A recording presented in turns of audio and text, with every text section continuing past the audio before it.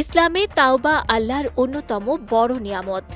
মানুষ ভুল করবে, গুনাহে জড়াবে, এটাই মানব স্বভাব। কিন্তু আল্লাহ তাআলা আন্তরিক অনুতাপের মাধ্যমে তার দিকে ফিরে আসার সুযোগ দিয়েছেন। তবে এই সুযোগ অনন্তকাল খোলা থাকে না।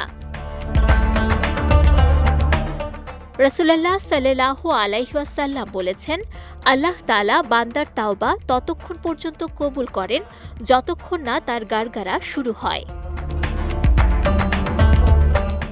গারগারা বলতে মৃত্যুর সেই শেষ মুহূর্তকে বোঝায়, যখন প্রাণ কণ্ঠনালী পর্যন্ত পৌঁছে যায়, মৃত্যুর আলামত স্পষ্ট হয়ে ওঠে এবং আখিরাতের বাস্তবতা মানুষের সামনে উন্মোচিত হতে শুরু করে।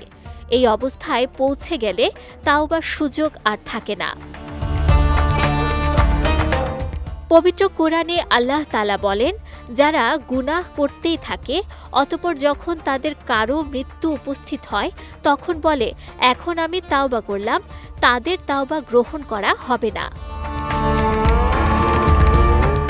ফেরাউনের ঘটনাও এ বিষয়ে গুরুত্বপূর্ণ শিক্ষা দেয়।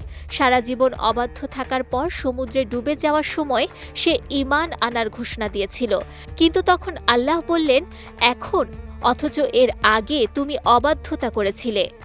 অর্থাৎ মৃত্যুকে নিশ্চিতভাবে সামনে দেখার পর ঈমান বা তাওবা গ্রহণযোগ্য হয় না। তবে আল্লাহর রহমত থেকে কখনো নিরাশ হওয়া যাবে না।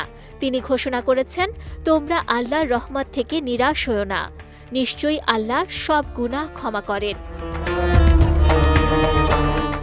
তাই গুনাহ হয়ে গেলে পরে তাওবা করব, এমন চিন্তা না করে আজই আল্লাহর কাছে ফিরে আসুন।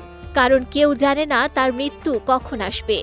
আন্তরিক অনুতাপ, গুনাহ ত্যাগ এবং ভবিষ্যতে সেই গুনাহে ফিরে না যাওয়ার দৃঢ় সংকল্পই হল খাঁটি তাওবার ভিত্তি। সময় থাকতে আল্লাহর দিকে ফিরে আসাই একজন মুমিনের প্রজ্ঞা ও সফলতার পথ। বিজয় টিভি নিউজ ডেস্ক।